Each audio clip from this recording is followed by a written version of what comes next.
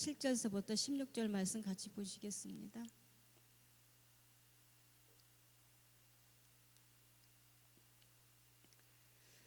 그러나 우리 각 사람이 그리스도의 선물이 분량대로 은혜를 받았습니다. 그러므로 이렇게 말씀하셨습니다. 그가 높은 보좌에 올라가실 때 사로잡힌 사람들 사로잡고 사람들에게 선물을 주셨다. 올라가셨다 했으니 땅 아래로 내려오셨다는 뜻이 아니고 무엇이겠습니까? 또한 내려오셨던 그 자신이 하늘의 가장 높은 데로 오르셨으니 이는 그가 만물을 충만케 하기 위함입니다.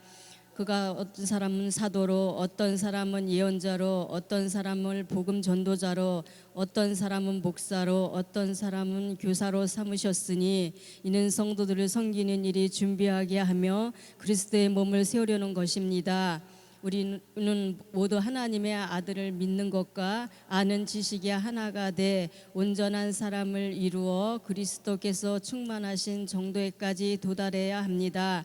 우리는 더 이상 사람의 속임수 곧 거짓된 관계로 인한 술색에 넘어가 온갖 교훈의 풍족을 떠밀리고 휩쓸리는 어린아이가 되지 말고 사랑 가운데 진리를 말하며 범사의 머리 되시는 그리스도에게까지 자라나게 합니다.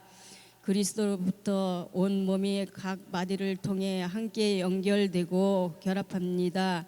각 지체가 맡은 분량대로 기능하는 가운데 그 몸을 자라게 하며 사랑 가운데 스스로를 세워갑니다. 아멘. 네, 시간 목사님 나오셔서 말씀 전해 주시겠습니다.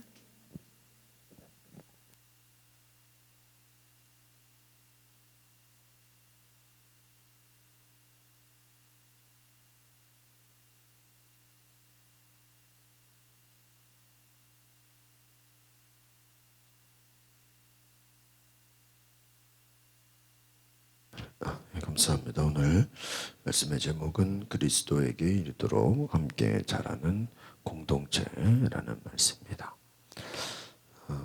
공동체에 대해서 우리 바울이 계속해서 말씀하고 있습니다. 이 공동체는 교회를 말하죠. 교회가 하나 돼야 되고, 교회가 서로 섬겨야 되고, 교회가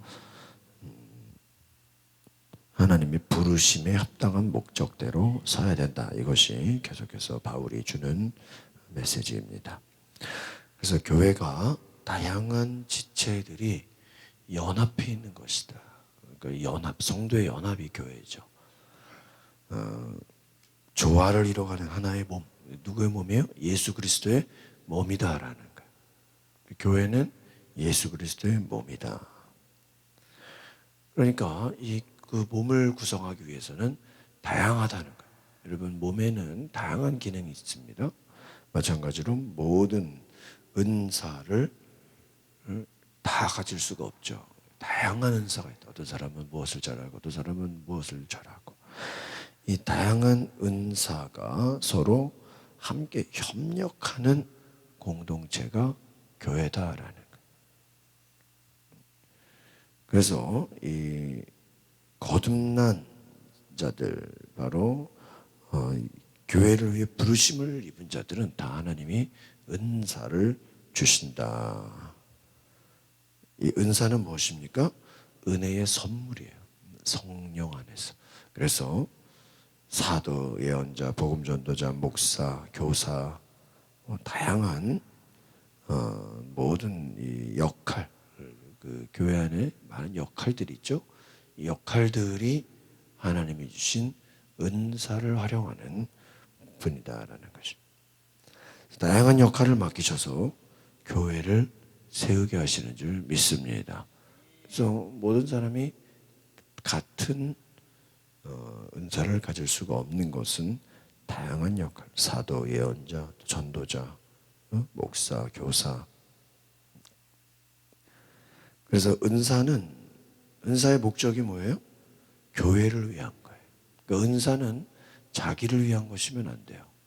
반드시 교회를 위한 것이 목적이어야 되고, 봉사와 섬김을 위한 것이 은사의 목적이다라는 것입니다.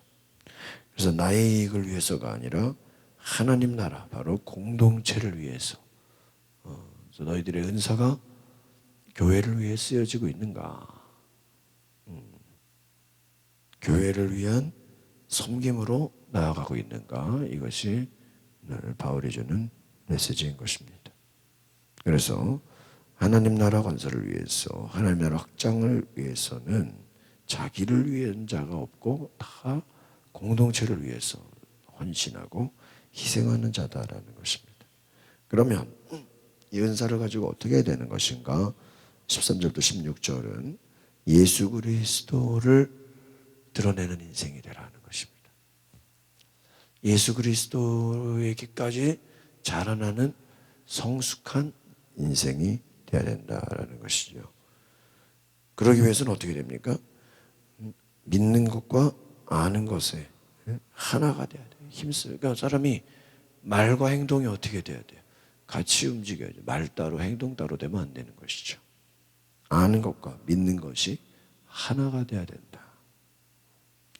그리스도의 충만하신 그 지경에까지 올라가야 된다.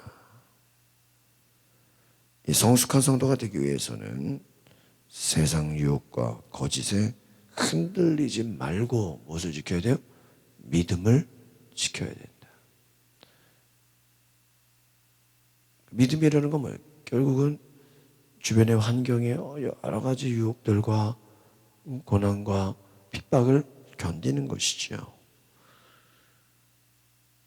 그래서 우리가 각 개인의 힘으로는 이길 수 없지만 예수 그리스도의 장성한 분량에 또 주님과 하나가 되면 우리가 공동체 안에서 하나님의 능력으로 충만히 거하고 이기게 된다라는 것입니다. 그래서 예수님처럼 변화되고 우리는 온전한 성숙함에 이르게 된다.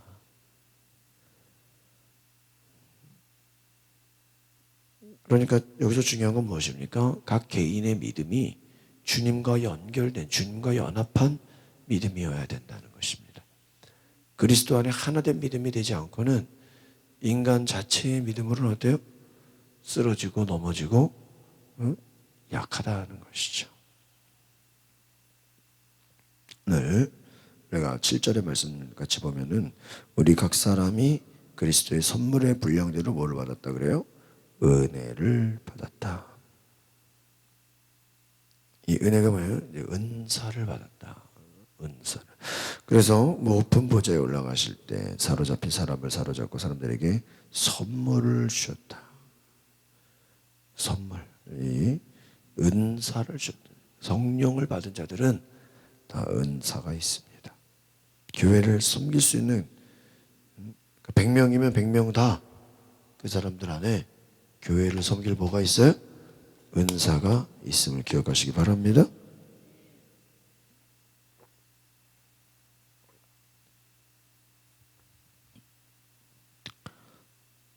(10절에) 보니까 그가 만물을 충만케 하기 위함이다. 그래서 하나님의 교회는 충만해야 된다. 하나님의 은혜와 사랑으로 충만해야 되는 줄 믿습니다. 11절에 보니까 예언자, 사도, 복음전도자, 목사, 교사, 이들은 12절에 보니까 뭐라고 되어 있습니까? 성도들을 섬기는 일을 준비하고 그리스도의 몸을 세운다. 이것이 바로 교회라는 거예요. 그러니까 하나님이 주시는 은사는 뭐를 위해서요? 섬김을 위해서, 그리고 그리스도의 몸, 교회를 세우기 위함이다. 섬기고 세우는 것, 이것이 바로 교회다. 그러니까 교회에 모인 사람들은 서로 뭐 하려고 모인 거예요? 섬기려고 모인 거예요. 막 통치 막 큰 소리 치고 싸우려고 모인 게 아니라 섬기려고 모였다. 그리스도의 몸을 세우기 위해서 모였다라는 것이. 13절을 보니까 하나님의 아들을 믿는 것과 아는 것에 하나가 되라. 그래서 온전한 사람을 이루어서 그리스도께서 충만하신 정도에까지 도달하라. 이것이 바로 우리의 목표인 것입니다. 예수 믿는 자들의 목표는 누구를 닮아가는 거예요? 예수님에게까지 닮아가는 것이 오늘 13절의 말씀 보니까 바로 그리스도가 충만하신 정도까지 도달해. 우리가 성령 충만 받아서 성령의 충만함으로 누구를 닮아가는 거예요? 예수님을 닮아가는 것이다. 예수님을 닮아가는 것, 이것이 성령 충만의 목표인 줄 믿습니다. 예수님을 닮아가는 것. 그분 안에 모든 영광과 은혜와 존귀와 크신 은혜가 있다는 것. 14절 보니까 속임수와 세상의 모든 거짓과 세상의 술책에 교훈에 떠밀리고 휩쓸리는 어린아이가 되지 말고. 그러니까 어린아이의 특징은 뭐예요? 이 그렇잖아요. 속임수에 넘어간다. 요즘 어제도 텔레비 나온 거 보니까 아이들 이렇게 아이들을 향해서 성범죄나 이런 그 범죄자들이 애들한테 어떻게 하는지 아세요? 얘들아 나 뭐 좀 도와줘 이렇게 해서 불러낸다는 거예요. 애들한테 니네 뭐 이거 좀 아니? 나 좀 알려줄래? 그래서 아이들한테 뭐를 구해요? 도움을 구하는 것처럼 하면서 애들한테 범죄를 한다. 뭐 유괴를 하고 애들을 폭행하고. 아이들이 순수함을 뭐 하는 거예요? 이용하는 거죠. 그러니까 아이들의 특징은 순수하지만 뭐가 없어요? 그냥 그렇죠. 속아버려. 분별을 못한다는 거예요. 이 사람이 나쁜 사람인지 좋은 사람인지 분별해요, 못해요? 못한다는 거예요. 그러니까 어떻게 돼요? 떠밀리고 휩쓸린단 말이에요. 이 어린아이의 특징이라는 거예요. 그러니까 신앙도 어린아이가 되면 어떻게 돼요? 환경과 사람들과 세상 풍조에 어떻게 돼요? 휩쓸려가. 그냥 끌려다니. 주변의 친구들이나 주변의 모든 그런 환경에 대해서 끌려간다는 거죠. 그런 믿음의 장성한 자가 되면 내가 끌고 가는 자가 되는 거고, 믿음의 어린아이가 되면 어떻게 돼요? 끌려가는 자가 되는 거예요. 술책에 거짓에 속는 자가 된다. 15절 사랑 가운데 진리를 말하며 범사의 머리 되시는 그리스도께까지 자라나야 된다. 그리스도에게까지 자라나. 그러니까 어린아이로 머물지 말아라. 계속 속는 일에 머물지 말아라. 그리스도의 분량에까지 어떻게 돼요? 자라나야 되는 줄 믿습니다. 그리스도의 분량에 자라나라. 진리를 말하라. 사랑 안에 있어라. 그래서 사랑 가운데, 이 말은 뭐예요? 그리스도를 사랑하는 그 사랑, 하나님의 사랑, 그 사랑이 우리 안에 있으면 진리를 말하고, 진리가 뭐예요? 성령이 역사하시는 거죠. 여러분, 사람이 어떻게 진리를 말하겠어요? 그러나 성령님은 진리의 영인 줄 믿습니다. 16절 시작. 그리스도로부터 온몸이 각 마디를 통해 함께 연결되고 결합됩니다. 각 지체가 맡은 분량대로 기능하는 가운데 그 몸을 자라게 하며 사랑 가운데 스스로를 세워갑니다. 여기서 중요한 건 뭐예요? 그리스도로부터 함께 어떻게 돼요? 연결되고 연합이 된다, 이 말이에요. 그러니까 출발이 누가 돼야 돼요? 예수 그리스도가 돼요. 그러니까 교회가 예수 그리스도로부터 출발하지 않으면 뭐 지역 출신이나 사람들의 뭐 배운 수준이나 뭐 경제적인 능력이나 다른 것이 출발이 되면 연합이 돼야 안 돼요? 연합이 안 되는 거예요. 오직 우리 예수 믿는 사람들의 시작은 그리스도로부터의 이 출처가 중요하다. 이 어디서 온 것인가? 예수 그리스도로부터 서로 연결되고 연합이 돼야 된다. 각자 맡은 분량대로 그 몸을 자라게 하며 사랑 가운데 서로 어떻게 세워가야 된다. 그리스도의 사랑 안에서 여러분 세워가는 놀라운 은혜가 있으시길 바랍니다. 그래서 우리가 각자 하나님이 주신 분량, 믿음의 분량, 또 지혜의 분량, 은사의 분량대로 자라가야 된다. 그 제일 안타까워. 자라지 않고 믿음이 계속 멈춰 있으면 안타까운 것이죠. 그리스도의 사랑 안에서 세워가야 된다. 그 사랑과 그 모든 믿음이 세워져 갈 수 있기를 바랍니다. 그리스도에게까지 자라가야 된다. 그리스도로부터 그리스도에게까지. 그럴 때 진정한 교회, 진정한 공동체가 세워진다. 그래서 바울의 신앙은 결국은 교회론이에요. 교회가 세워지는 거예요. 교회가 건강한 교회가 되고 예수 그리스도의 통치가 실현되는 거룩한 공동체가 교회다라는 것입니다. 오늘 우리가 이 말씀을 통해서 그리스도까지 자라는 믿음의 공동체가 되기를 바랍니다. 페이지를 넘기시면 하용조 목사님의 예화가 나와 있는데 성숙한 그리스도인들의 특징에 대해서 나와 있어요. 옆에 같이 읽어볼까요? 시작. 성숙한 그리스도인들은 모이기를 좋아합니다. 만약 모이기를 싫어한다면 어떤 면에서 건강하지 못하다고 생각해도 됩니다. 아무도 만나지 않고 집에 들어가 입을 뒤집어 쓰고 있거나 사람들과 어울리지 않고 구석에 홀로 있는 모습이 좋아 보입니까? 이것은 행복한 삶이 아닙니다. 함께 모여 찬양하고 기도하고 이웃을 섬기고 도와주고 정서도 하면서 자신을 훈련해서 더 중요한 건 뭐예요? 모이는 것이 중요하다. 그러니까 모임이 없으면 그것은 성숙한 그리스도인들이 아니다라는 거죠. 밑에 볼까요? 2007년 대한 앞바다에서 유조선 충돌로 기름 유출 사고가 발생했을 때 수습하러 갔던 사람들이 누굽니까? 통계를 내었더니 대한에 봉사하러 간 사람들의 70%가 그리스도인이었다고 합니다. 그들이 교회 이름으로 갔든 개인적으로 갔든 교회에서 항상 이웃을 섬기고 도우라는 말을 들었기 때문에 봉사의 현장을 찾았을 것입니다. 저도 이때 중고등부 맡았는데 교회에서 버스로 갔었어요. 중고등부 데리고 70%가 누구라는 거예요? 그리스도인들이라. 이웃을 섬기고 헌신하고 봉사해라. 이것이 기독교의 가르침이다 하는 거예요.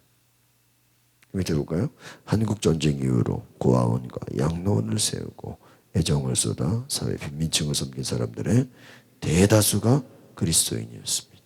교회가 그 일을 했기에 오늘 우리나라가 여기까지 오게 된 것입니다. 인생을 즐겁게 꾸리고 싶습니까? 하나님이 내게 주신 은사대로 다른 사람을 돕고 섬기십시오. 내가 나를 기쁘게 하면 전혀 즐겁지 않습니다.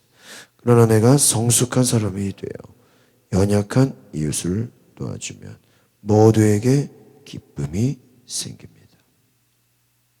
고아원, 양로원, 학교, 병원, 우리나라 전쟁 이후에 선교사들이 세운 학교나 병원, 또 뭐 고아원, 양로원 다 뭐예요? 그리스도인들, 교회가 그 일을 했다. 그 교회가 선한 일을 하는 것이라는 거예요. 성숙한 사람이라는 건 뭐예요? 나를 기쁘게 하는 게 아니라 누구요? 이웃을 기쁘게 하는 것이다. 그래서 우리가 성숙한 자가 되기 위해서는 나의 기쁨이 아닌 다른 사람을 기쁘게 하는, 이웃을 즐겁게 하는 그러한 기쁨의 은혜가 있기를 소망합니다. 기도하겠습니다. 거룩하신 주님, 우리가 나를 위한 기쁨이 아니라 자기를 위한 삶이 아니라 예수 그리스도 안에서 그분의 몸된 교회를 위해서, 성도들을 위해서, 이웃을 위해서 희생하고 헌신하고 섬기는 아름다운 인생이 되게 하여 주시옵소서. 어떻게 하면 성도들을 잘 섬길까? 어떻게 하면 공동체 교회를 잘 섬길까? 우리가 성도들과 교회를 잘 섬겨서 그리스도의 몸을 이루는 아름다운 교회가 되게 하옵소서. 예수 그리스도 이름으로 기도합나이다. 아멘. 자리에 일어나서 두 손을 빌고 함께 찬양합니다. 보혈을 지나 하나님 품으로, 보혈을 지나 아버지 품으로, 보혈을 지나 하나님 품으로 한 걸음씩 나가네. 존귀한 주 보혈이 내 영을 새롭게 하시네. 존귀한 주 보혈이 내 영을 새롭게 하네. 우리 주의 이름으로 동서로 기도하겠습니다. 주여 주여 주여. 거룩하신 주님, 오늘 우리가 믿음으로 달려가게 하옵소서. 예수 그리스도의 이름의 능력과 은혜로 하나님 교회를 섬기게 하옵소서. 그리스도의 장성한 분량에까지 올라갈 수 있도록 하나님 우리가 믿음으로 순종하며